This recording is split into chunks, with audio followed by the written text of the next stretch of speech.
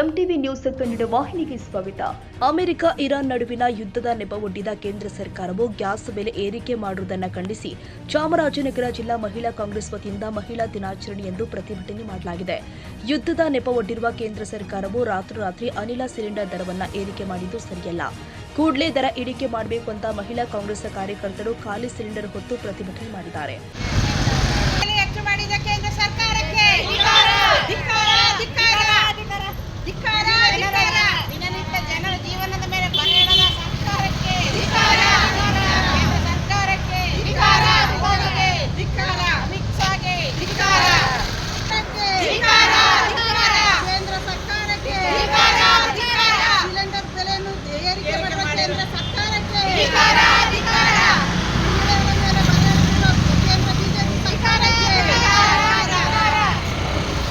ಚಾಮರಾಜನಗರ ಕಾಂಗ್ರೆಸ್ ಜಿಲ್ಲಾಧ್ಯಕ್ಷರು ಆದ ನಾಗರತ್ನ, ಮಾಜಿ ನಗರಸಭಾಧ್ಯಕ್ಷೆ ಚಿನ್ನಮ್ಮ ಸಿದ್ದರಾಮಯ್ಯ, ಜಿಲ್ಲಾ ಗ್ಯಾರಂಟಿ ಅನುಷ್ಠಾನ ಪ್ರಾಧಿಕಾರ ಸದಸ್ಯೆ ಉಮ್ಮತ್ತೂರು ಭಾಗ್ಯ ಅವರು, ರಾಜ್ಯ ಕಾರ್ಯದರ್ಶಿ ಕಾವೇರಿ ಶಿವಕುಮಾರ್ ಮತ್ತು ಮಹಿಳಾ ಕಾಂಗ್ರೆಸ್ ಕಾರ್ಯಕರ್ತರು ಭಾಗವಹಿಸಿದರು.